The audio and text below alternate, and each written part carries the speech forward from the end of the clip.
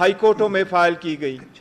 ये कोशिश की गई कि इलेक्शन हो मुल्क में बर वक्त हो, आइन के मुताबिक हो, फ्री फेयर एंड ट्रांसपेरेंट हो, सब लोगों को लेवल प्लेइंग फील्ड मिले, कोई पॉलिटिकल पार्टी या उसका पॉलिटिकल वर्कर या उसका कैंडिडेट इलेक्शन प्रोसेस से आउट ना हो।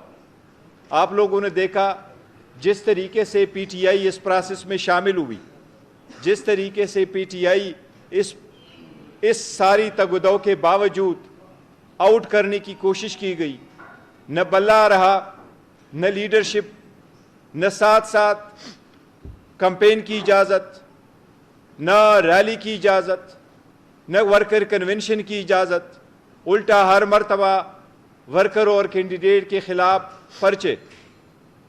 लेकिन आप लोगों ने देखा 8 फरवरी को अवाम ने खान साहब की आवाज़ पे लब्बैक कहते हुए ज़्यादा तादाद में निकले और ग़ुलामी नामंजूर की आवाज़ को एक्सेप्ट करते हुए लोगों ने बड़ी तादाद में वोट दिए। पाकिस्तान तहरीक इंसाफ हम आपके साथ शेयर कर चुके हैं, हमारे 180 सीटें हैं पाकिस्तान में, ये हमारी जीत है नेशनल असम्बली में।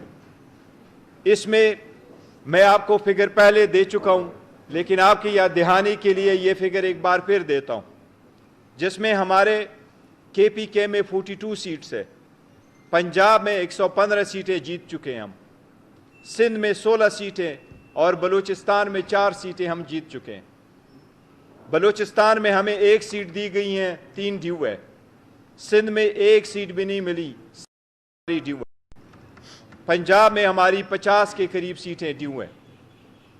ये सारी एक सिंपल प्ली हम पुटअप कर चुके हैं। जब वोट लोग कास्ट करने जाते हैं, प्रिजाइडिंग अफसरान रात के वक्त वोट काउंट करते हैं।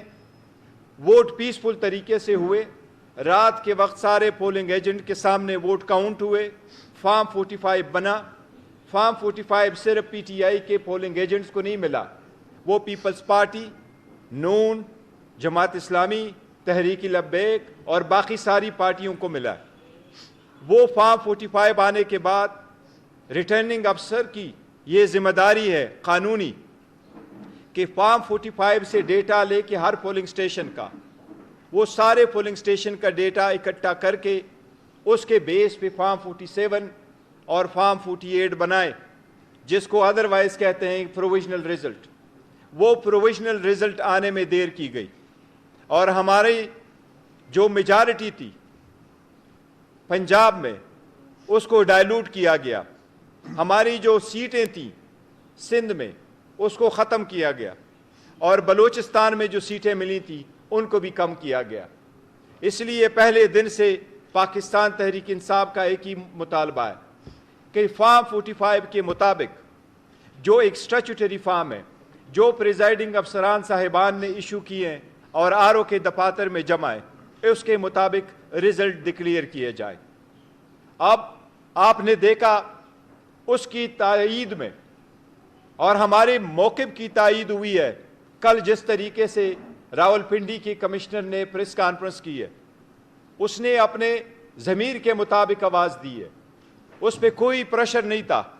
ये फर्स्ट टाइम है कि कोई कमिश्नर आकर के अपने ज़मीर के मुताबिक आवाज़ देता है और वो कह रहा है कि मैंने सुबह के वक्त हारे हुए कैंडिडेट को जितवाया और जीते हुए कैंडिडेट को हरवाया गया। ये उस मौक़िफ़ की तायीद है जो हम कह रहे हैं, और ये सिर्फ हम नहीं कह रहे, ये पूरे दुनिया ने देखा, ये आपकी मीडिया ने देखा, ये सारे आरओज़ के दफातर के सामने जो पोलिंग एजेंट जमा थे उन्होंने भी देखा। इसलिए पाकिस्तान तहरीक इंसाफ बाज़ाब्ता मुतालबा करती है कि इस पे जुडिशल कमीशन बने और इसकी इंक्वायरी हो, और न सिर्फ ये कि पूरी इंक्वायरी हो, लेकिन जो लोग हैं उन सब को शामिल तफ्तीश किया जाए और उन सारे लोगों को शामिल तफ्तीश करने के बाद जो रिपोर्ट वज़ा किया जाए वो रिपोर्ट आवाम के साथ शेयर भी किया जाए। सबसे पहले हम ये मुतालबा करते हैं कि रिज़ल्ट इलेक्शन के वो फॉर्म 45 के बेस पे जो हम जीते हुए हैं वो रिज़ल्ट फिलपोर डिक्लेयर किए जाएं। अगर वो रिज़ल्ट डिक्लेयर करते हैं तो हमारी मेजॉरिटी है।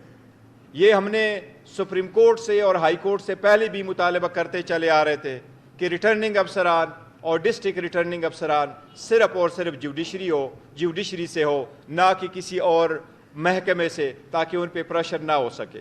یہ ہم باضابطہ مطالبہ کرتے اور اس کے مطابق رزلٹ ڈکلیئر ہوگا انشاءاللہ تعالی۔ ہمیں امید ہے کہ ہمارے پرائم منسٹریل کینڈیڈیٹ جو اس وقت آپ کے سامنے ہیں، اور مجھے بڑی خوشی ہے کہ آج ہمارے سامنے عمر ایوب صاحب انشاءاللہ تعالی یہ کامیاب ہوں گے اور ہم انشاءاللہ تعالی اس کو کامیاب کرائیں گے۔ اس کے سلسلے میں میں مزید آپ کی سوالات لینے سے پہلے میں ریکویسٹ کروں گا عمر ایوب صاحب سے کہ آپ سے مخاطب ہو اور تفصیل سے گفتگو کریں۔